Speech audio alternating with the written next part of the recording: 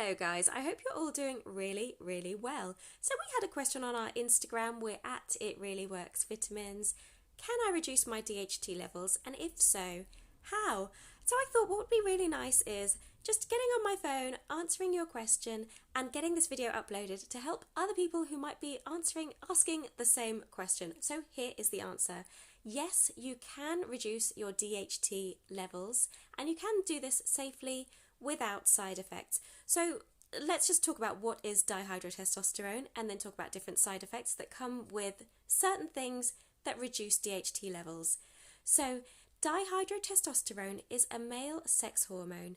It's produced in the skin, liver and testes, and it's 10 times stronger than testosterone.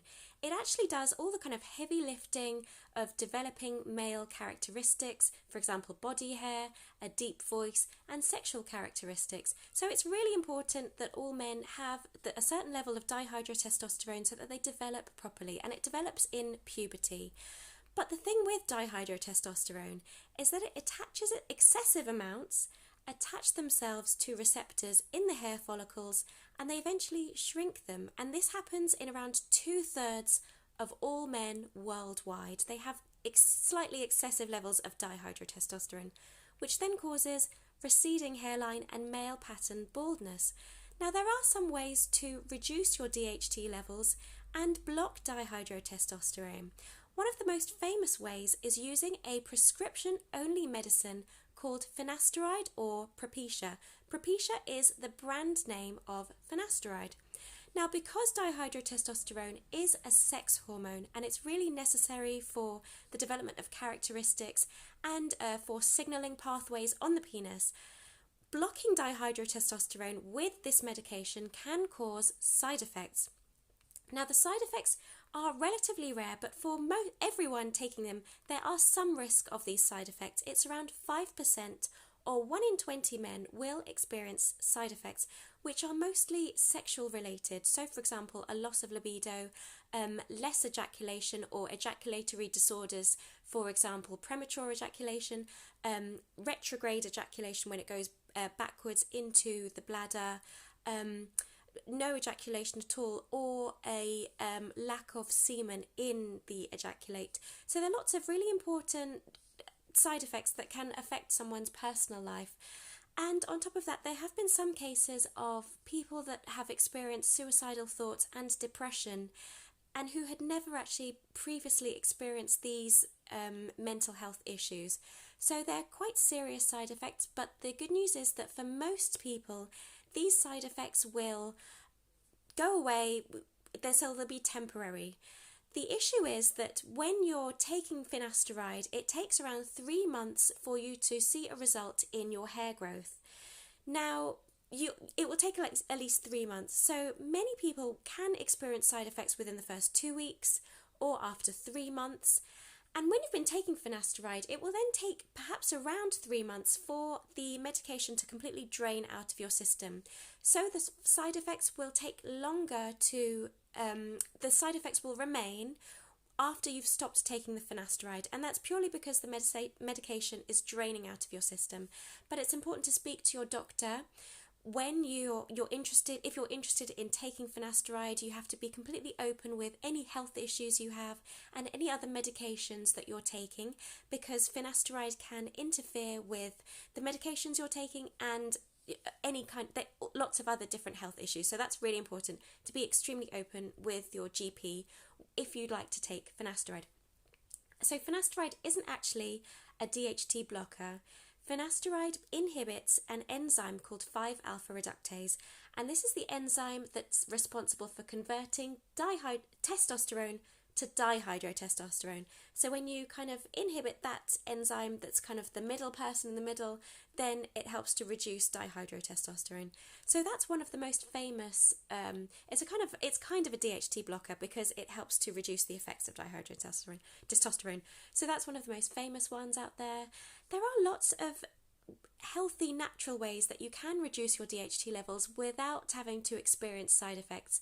So I'm going to put the link in the description, but I share in a previous video lots of the nutrition that you can have that help to reduce dihydrotestosterone naturally. For example, eating eating foods that are rich in lycopene.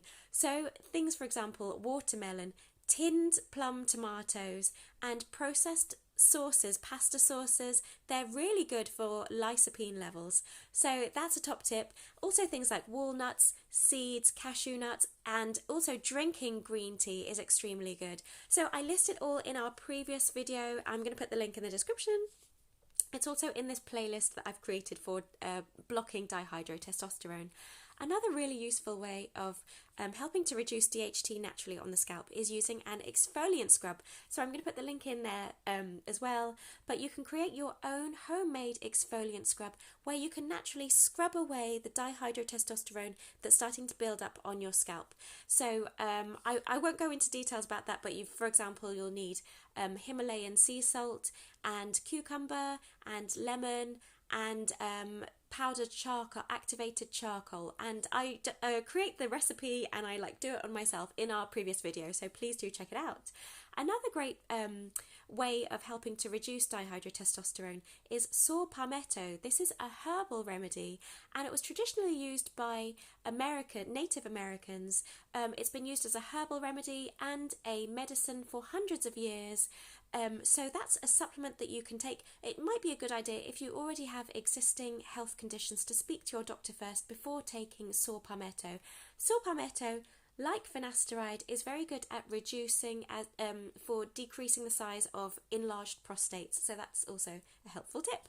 Another helpful way of reducing dihydrotestosterone is using chemical stimulants and natural essential oils. For example, pumpkin seed oil and emu oil.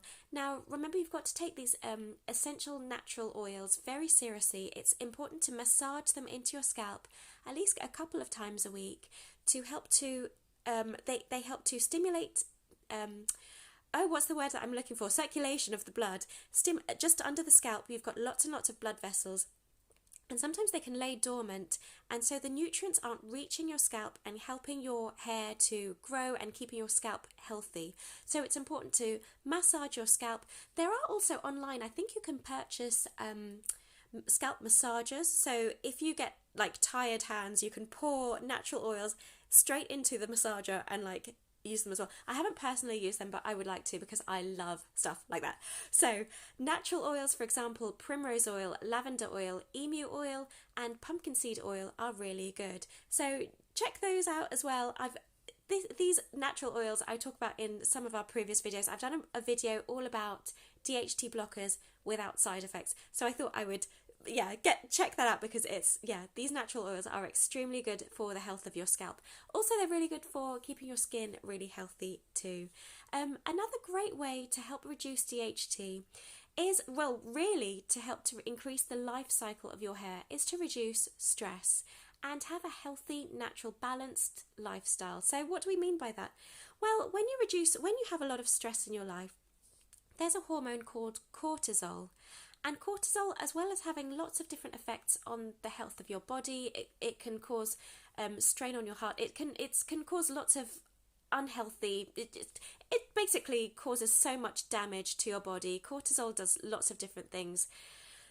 But one of the things that it does is to reduce the life cycle of your hair. So this hormone helps to move your hair from the resting phase into the shedding phase. So from the growing phase into the shedding or the resting phase. I hope I'm making sense. It feels like I'm making sense to me as I'm visualizing this. But this hormone, rather than keeping your hair naturally growing in this phase of healthy, normal, faster hair growth, it moves your hair into a phase where it rests, so the hair is no longer growing, and then it sheds. So when you can reduce stress levels in your life, you'll start to notice it in your general sense of healthy well-being, and your hair is likely to feel healthier and thicker and won't shed as fast as before. So for example, doing certain types of exercises, deep breathing, and maintaining and trying to keep your stress levels to a minimum would also help to reduce your stress level. It would encourage healthy, normal hair growth. And what's another way? Exercise. Now, exercise, I was just talking about circulation. Circulation is so important to make sure that all the nutrients, all that lycopene, all those wonderful cashew nuts are getting straight to your hair follicles. So make sure that you're doing at least 30 minutes of exercise per day. at least. If you can get up to 45 minutes, then your heart and your hair will thank you for it. And it really improves your general sense of well-being and reduces stress levels. So those are my top tips for helping to block DHT. I hope you guys have found it really, really useful. I'm really loving this kind of chatty style of video. I've just forgotten an important DHT blocker. Certain types of shampoos that are high in ketoconazole, which is a chemical that helps to naturally reduce DHT on the scalp and encourage healthy hair growth. So you might want to try out a few different types of DHT blocking shampoos to see what works for you. They can be quite strong and potent. There are some caffeine shampoos, can I just say, that dry your hair out. So if you feel okay, if you don't mind having dry hair and you just want to encourage normal healthy hair growth, that's fine. But when you've got dry, brittle hair, then it starts to snap at the ends. And I don't think it looks great, but that's just a personal opinion from me. So guys, I hope you found this video really, really useful. Please do click subscribe and like. My goal is to get to 1,000 subscribers within the next few weeks. I know it sounds really unrealistic, but I'm really excited at having 250 subscribers because we've only started our video channel like last month, so it's cool. So thank you guys for watching. Feel free to send in any questions you have. As you can see, I love talking. My grandma actually used to call me the BBC because I just when I walk into a room, I just start talking, telling everyone about my day. So like now joining YouTube is just like the perfect way for me to express myself. Thanks guys. So yeah, just reach out to us on Instagram. We're at It Really Works Vitamins, and we get back to everyone within within a couple of hours, but a maximum 4. I'm forever checking Instagram. I love interacting with everyone, all of our customers who want to check in on where their deliveries are and just check in, just keeping us updated. I love it. So I'm going to love you and leave you guys. If you haven't already, please do feel free to check out our ebook, which we've created, that's all about how to block DHT and everything you need to know about blocking DHT. I summarise a lot of stuff in that ebook there. And check us out at itreallyworksvitamins.com. We do free worldwide shipping. We've been in Forbes, as you might have seen, which I talked about in our previous video, we're one of the best nutrition innovations 2019. And we've been in Shortlist Magazine, and we were voted the best hair regrowth product for men. So do check us out. We do free global shipping. So I'm going to love you and leave you guys. I can't wait to see you. Well, I feel like I'm seeing you, but I feel like I'm doing a video chat with my friends. So hope you guys are doing really well. Have a lovely weekend and see you very soon for our video that's all about finasteride. Take care and see you soon. Bye.